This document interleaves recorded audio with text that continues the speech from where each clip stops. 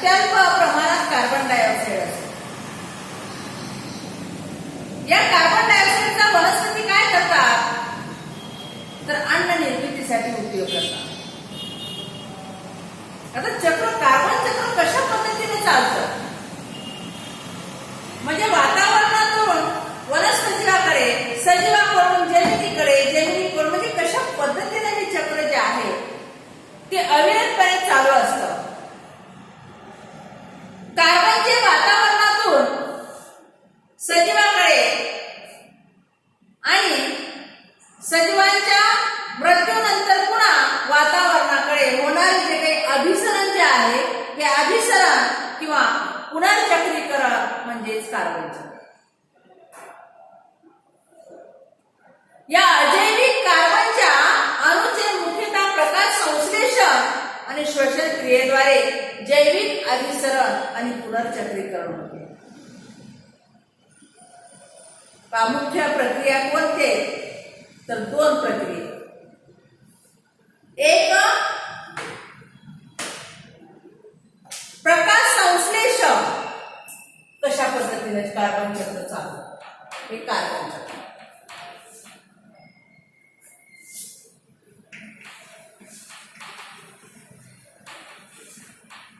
हा कार्बन वनस्पती काय करतात कोणत्या वनस्पती हिरव्या वनस्पती. हिरव्या वनस्पती घेतात काय करतात या हिरव्या वनस्पती वातावरणातील कार्बन डायऑक्साईड घेतात प्रकाश संश्लेषण करतात.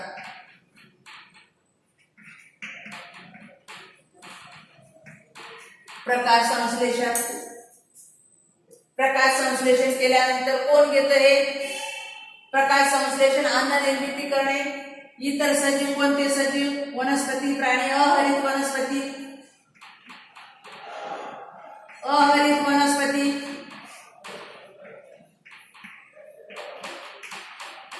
नंतर कोण घेतं प्राणी. सर्व प्रकारचे प्राणी वनस्पतीवरती अवलंबून आहे. मग या हिरव्या वनस्पतींना कशाची म्हणजे हिरव्या वनस्पती काय करतात तर श्वसन प्रक्रिया करतात. श्वसन प्रक्रियेतून काय तयार होतो कार्बन डायऑक्साईड तयार होतो वातावरणात मिसळतो. या म्हणजे अहरित वनस्पती प्राणी यांच्यामध्ये श्वसनाची प्रक्रिया होते. श्वसनातून काय बाहेर पडतो CO2 बाहेर पडतो. कुठे मिसळतो वातावरणात मिसळतो. CO2 वातावरणात मिसळतो. म्हणजे या ठिकाणी प्रकाश संश्लेषण आणि श्वसन ह्या दोन क्रिया आहेत याच्यावरती काय होतं तर कार्बन चक्र अवलंबून आहे. ज्यावेळी ज्वलन केलं जातं काही दिवसांनी वनस्पती प्राणी जळतात मरतात. मृत्यूनंतर या हिरव्या वनस्पती पण काय होतात मरतात सडतात. हे अहरित वनस्पती मरतात सडतात. प्राणी मरतात सडतात. त्यांचं काय होतं मेल्यानंतर त्यांना काय केलं जातं जाळलं जातं गाळलं जातं. गाळल्यानंतर कार्बन डायऑक्साईड तयार होतो. ज्यावेळेस इंधन जे आहे इंधनाचं ज्वलन होतं. इंधनाचं ज्वलन झाल्यानंतर काय तयार होतं इंधनाचे ज्वलन झाल्यानंतर कार्बन डायऑक्साईड तयार होतो वातावरणात मिसळतो. म्हणजे अशा प्रकारे सडण्याची प्रक्रिया जी आहे कुजण्याची प्रक्रिया जी आहे कारखान्यातून जो काही बाहेर पडणारा जो काही धूर आहे कारखान्यातून बाहेर पडणारा जो काही धूर आहे त्या कारखान्यातून बाहेर पडणाऱ्या धुरातून कारखान्यातून कार्बन डायऑक्साईड जो आहे तो कार्बन डायऑक्साईड काय होतो तर वातावरणात मिसळतो. मिसळलेल्या या कार्बन डायऑक्साईडचा उपयोग वनस्पती काय करतात तर अन्न निर्मितीसाठी प्रकाश संश्लेषणासाठी उपयोग करून घेत असतात. म्हणजे अशा प्रकारे चक्र सतत काय होते ज्यावेळेस ज्वलन होतं ज्वलनातून काय होते कार्बन डायऑक्साईड बाहेर पडतो.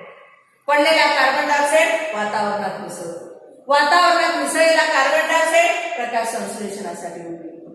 प्रकाश संश्लेषण झालं वनस्पती अहरित वनस्पती प्राणी याचा उपयोग करतात. उपयोग केल्यानंतर श्वसनाची प्रक्रिया होते. श्वसनातून कार्बन डायऑक्साईड बाहेर पडतो, वातावरणात मिसळतो. म्हणजे अशा प्रकारे प्रक्रिया ही सतत चालू असते. यालाच आपण काय म्हणतो, म्हणजेच ज्या काही जैविक घटक आहेत, अजैविक घटकापासून जैविक घटक तयार होतात. म्हणजे या ठिकाणी वनस्पतीने तयार केलेला अन्न कोण घेतं? प्राथमिक भक्षक घेतात. प्राथमिक भक्षकावरती द्वितीय भक्षक असतात. द्वितीय भक्षकावरती सर्वोच्च भक्षक अवलंबून असतात. काही दिवसांनी म्हणजे यांच्या श्वसनासाठी काय कार्बन डायऑक्साईड जो आहे तो बाहेर पडतो, ऑक्सिजन लागतो. कारण प्रकाश संश्लेषणातून काय तयार होतं, तर कार्बन डायऑक्साईड तयार होत नाही, O2 तयार होतो. O2 चा उपयोग कशासाठी होतो? श्वसनासाठी. म्हणजे अशा प्रकारची जी काही प्रक्रिया आहे ही कार्बन चक्राची प्रक्रिया आहे. तर शेवटी मृत्यूनंतर सर्व सजीव, सर्व भक्षक जे आहेत, या भक्षकाच्या शरीराचं अपघटन होतं आणि अपघटनातून काय तयार होतो? कार्बन डायऑक्साईड तयार होतो. तयार झालेला कार्बन डायऑक्साईड कुठे मिसळतो? तर वातावरणामध्ये मिसळतो. नंतर त्याचा पुनर्वापर केला जातो. म्हणजे एका सजीवाकडून दुसऱ्या सजीवाकडे कार्बनचे अभिसरण चालूच असते. सजीवाच्या मृत्यूनंतरही कार्बन निसर्गाकडे येतो आणि परत तो सजीवाकडे जातो. म्हणजे अशा प्रकारची जी काही प्रक्रिया आहे ही प्रक्रिया म्हणजे कार्बन चक्र. आता ऑक्सिजन चक्र म्हणजे काय? पृथ्वीवरती वातावरणात सुमारे 21% ऑक्सिजन आहे, 0.03% कार्बन आहे. तसेच जलावरण आणि शिलावरण म्हणजे वातावरण, जलावरण आणि शिलावरण हे 3 आवरणामध्ये ऑक्सिजन आढळतो. तर या जीवावरणातील ऑक्सिजनचे जे काही अभिसरण जे आहे हे अभिसरण आणि त्याचा पुनर्वापर म्हणजेच ऑक्सिजन चक्र. या चक्रात देखील जैविक आणि अजैविक जे काही असे दोन्ही प्रकारच्या घटकांचा समावेश होत असतो. वातावरणात जे काही ऑक्सिजन आहे तो ऑक्सिजन सातत्याने ऑक्सिजनची निर्मिती होत असते, तसेच त्याचा सातत्याने वापरही होत असतो.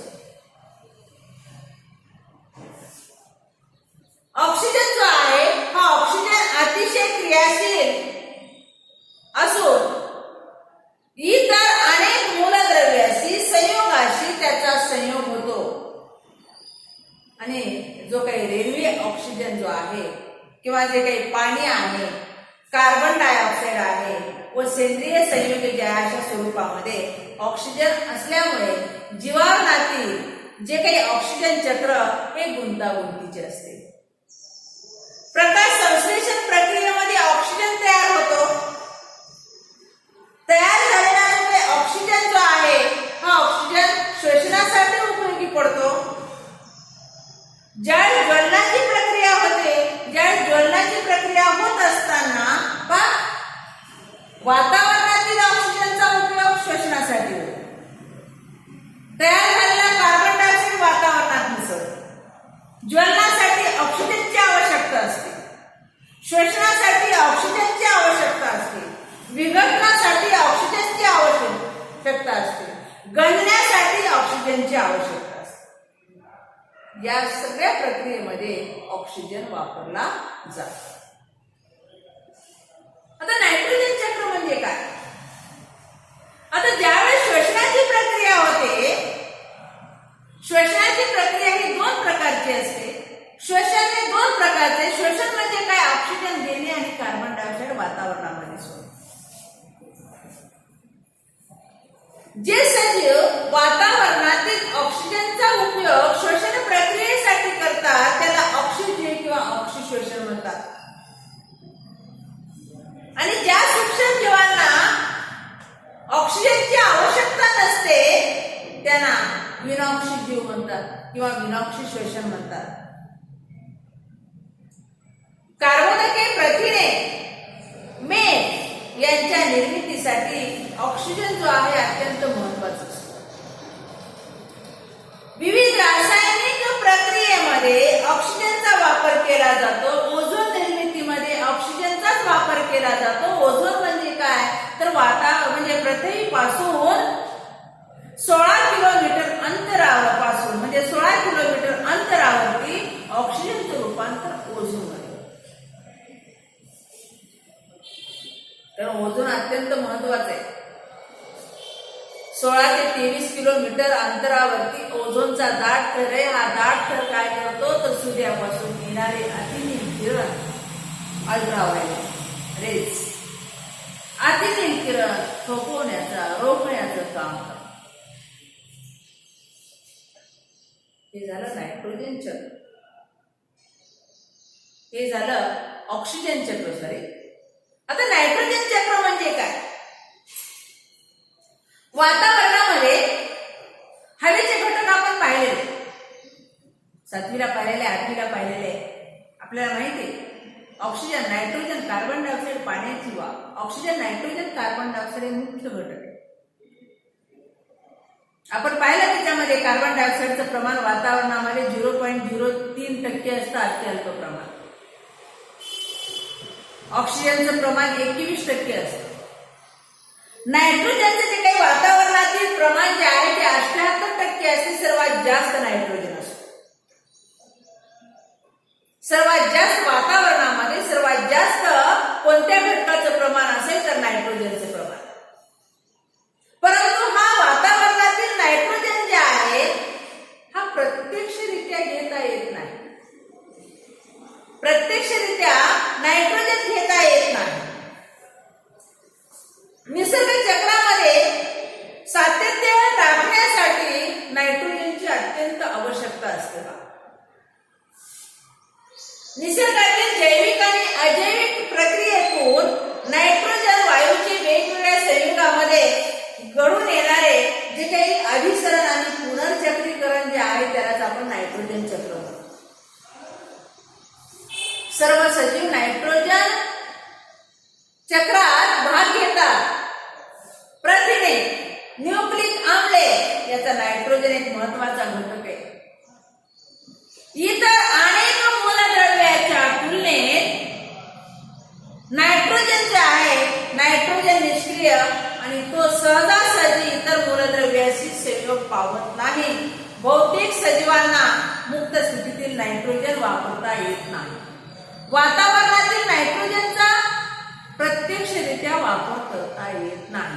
तर काय केलं जातं? त्या नायट्रोजन चक्रातील जो काही नायट्रोजन आहे कशा स्वरूपात घेतला जातो तर त्याचं स्थिरीकरण केलं जातं. स्थिरीकरण कोण करतात तर स्थिरीकरण जे आहे ते जीवाणू करतात. जीवाणू काय करतात? वातावरणातील नायट्रोजन ग्रहण करतात आणि त्याचं रूपांतर नायट्रोजनच्या संयुगामध्ये करतात.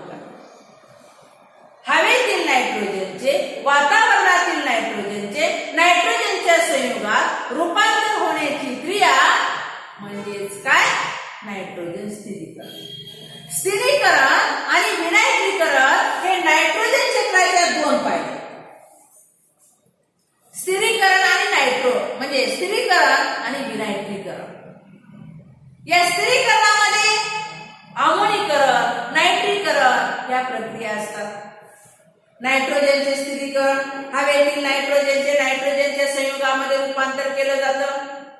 कोण करतं तर काही प्रकारचे शुष्कवर्गीय वनस्पती, द्विदल वनस्पतीच्या मुळावरती गाठी असतात. त्या द्विदल वनस्पतीच्या मुळावरील गाठीमध्ये काय असतात तर एक विशिष्ट प्रकारचे रायझोबियम जातीचे जीवाणू असतात. हे जीवाणू काय करतात? हवेतील नायट्रोजन ग्रहण करतात, त्याचं नायट्रोजनच्या संयुगामध्ये रूपांतर करतात. म्हणून तरी जमीन सुपीक राहण्यास मदत होते. नायट्रोजनचा उपयोग वनस्पतींच्या वाढीसाठी अत्यंत आवश्यक आहे. आमोनीकरण, सजीवांचे जे काही अवशेष आहेत, उत्सर्जित पदार्थ जे आहेत त्यांचे विघटन होऊन अमोनिया मुक्त होण्याची प्रक्रिया म्हणजे आमोनीकरण.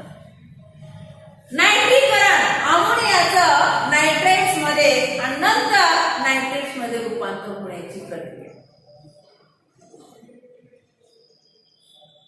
अशा प्रकारे स्थिरीकरण, अमोनीकरण आणि नायट्रीकरण या नायट्रीकरणातून शेवटी आवश्यक असणारा घटक नायट्रेट्स हे संयुग तयार होते. हा अत्यंत महत्वाचा संयुग आणि अशा प्रकारे मग तयार झालेला नायट्रेट वनस्पती ग्रहण करतात. प्रकाश संश्लेषण होते. प्रकाश संश्लेषणातून काय करतात? प्राथमिक भक्षक, द्वितीय भक्षक, तृतीय भक्षक, सर्वोच्च भक्षक हे अन्न म्हणजे एकमेकावरती अवलंबून असतात. काही दिवसांनी मरतात, सडतात, कुजतात आणि त्याचं काय होतं? विनायट्रीकरण. आणि नंतर काय होतं? काही जीवाणू विनायट्रीकरणाची प्रक्रिया म्हणजे नायट्रोजन तयार करतात. सडण्याच्या कुजण्याच्या प्रक्रियेतून तयार झालेला नायट्रोजन वातावरणात मिसळतो. म्हणजेच या ठिकाणी नायट्रीकरण आणि विनायट्रीकरण, नायट्रोजनचे स्थिरीकरण आणि विनायट्रीकरण तुम्हाला फरक स्पष्ट करण्यासाठी विचारलं. हवेतील नायट्रोजनच्या संयुगामध्ये रूपांतर होण्याची प्रक्रिया म्हणजे नायट्रीकरण. नायट्रोजनचे स्थिरीकरण, नायट्रोजनच्या स्थिरीकरणामुळे जमिनीचा कस वाढतो, जमिनीचे पोत सुधारतो. आता विनायट्रीकरण म्हणजे काय? नायट्रोजनच्या संयुगाचे रूपांतर मुक्त नायट्रोजन मध्ये होण्याची प्रक्रिया, त्याला विनायट्रीकरण म्हणतात. यामुळे काय होतं? जमिनीचा पोत आणि कस सुधारत नाही, कमी होतो. म्हणजे अशा प्रकारे या जीवगुरु रसायन चक्रामध्ये कार्बन चक्र, ऑक्सिजन चक्र, नायट्रोजन चक्र याविषयीची आपण माहिती घेतलेली आहे. हा जो स्वाध्याय आहे हा स्वाध्याय लिहायचा आणि ग्रुपवरती पाठवायचा नाही, तर माझ्या वैयक्तिक ग्रुपवरती स्वाध्याय लिहून सर्वांनी 9वी अ ब च्या विद्यार्थ्यांनी सर्वांनी काय करायचं? तर हा स्वाध्याय लिहिल्यानंतर माझ्या ग्रुपवरती पाठवायचं, माझ्या नंबरवरती पाठवायचं. आलं लक्षात सर्वांच्या? या ठिकाणी पाठ संपलेला आहे. थँक्यू.